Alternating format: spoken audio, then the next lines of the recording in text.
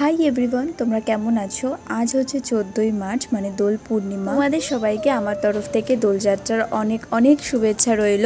এই দিনটাতে সবার বাড়িতেই জানি বাড়িতে দোল পূর্ণিমার পুজো হয় আর সবাই একসাথে খাওয়া দাওয়া করে। আমাদের বাড়িতেও কিন্তু সবার জন্য একটু ছোট্ট করে আয়োজন করা হয়েছে, মানে বলতে পারো হঠাৎ করে একটু প্ল্যানটা করা হয়েছে। তো যাই হোক, দেখো এখানে ঢাপা কিন্তু রং মেখে পুরো রেডি, কি সুন্দর রং দিয়ে সাজিয়েছে দেখো। ও কিন্তু সকাল সকাল চলে এসছে আমাদেরকে রং মাখাবে বলে। এদিকে মাও চলে এসছে রঙের থালাটা নিয়ে। আর ঢাবাকে না ছোটবেলায় ও যখন আরেকটু ছোট ছিল ওকে ভীষণ জ্বালাতন করতাম, মানে ও রং যখনই মাখাতে যেতাম তখনই কেঁদে দিত। এখন তো একটু বড় হয়েছে তাই একটু বোঝে। আর এদিকে আমি একটু ওর মাথার মধ্যে আবির দিয়ে দিয়েছি লুকিয়ে, ও জানেও না ওর মাথার মধ্যে আমি আবির দিয়েছি, নাহলে আবার কান্না শুরু করে দেবে।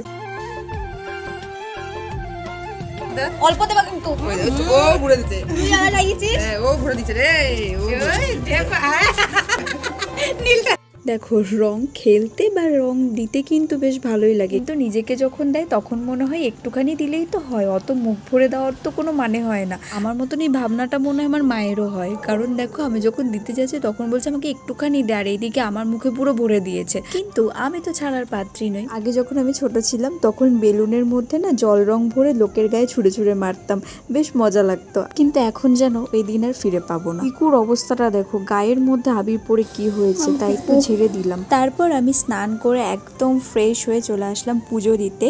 আর এই যে আমাদের গোপু সোনা, এটা হচ্ছে আমার একটা পিসির গোপু সোনা। একদিন না আমাদের বাড়িতে ঘুরতে নিয়ে এসেছিল, কিন্তু তারপরে থেকে মা আর তাকে যেতে দেয়নি। পিসি নিয়ে যাওয়ার কথা বলি, মা শুধু বলতো কালকে নিয়ে যাবি, পরশু নিয়ে যাবি, করে করে তাকে আর আমরা যেতে দিইনি।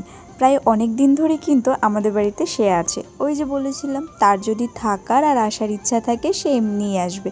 আর আমারও খুব ভালো লাগে তাকে পুজো করতে। দেখো কি সুন্দর লাগছে মিষ্টি মুখটা। আমি না স্নানটা করে সত্যি খুব বিপদে পড়েছিলাম, দেখেছো আমার এই অবস্থাটা আবার স্নান করার পর হয়েছে এটা। তাই সবাইকে বলছি শুনে নাও, এই দিনটাতে সবাই রাতে শোয়ার আগে স্নান করতে যাবে। তারপর আমি দৌড়ে চলে এলাম বৌদির সাদা মুখটাকে পুরো একদম কালো মুখ করতে। আচ্ছা, তোমরা কেমন দিনটা কাটালে অবশ্যই কমেন্টে জানিও।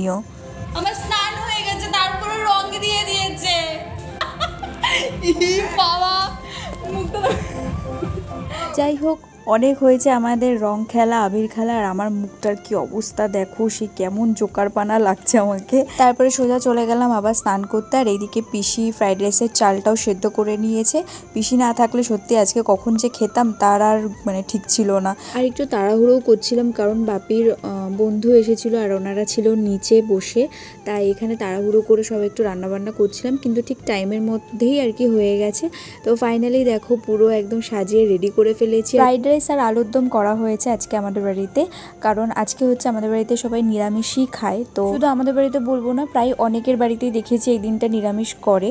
তো তাই আমরাও আজকে ফ্রাইড রাইস আর আলুর দম করেছিলাম। কাকুরা কিন্তু বলছিল খুব সুন্দর রান্না হয়েছে, সত্যি খুব সুন্দর রান্না হয়েছে। সবাই আর কি এই রান্নাতে হেল্প করেছি টুকটাক করে। তারপর আমরা এখানে খেতে বসলাম আর দাদা এখানে সার্ভ করছিল।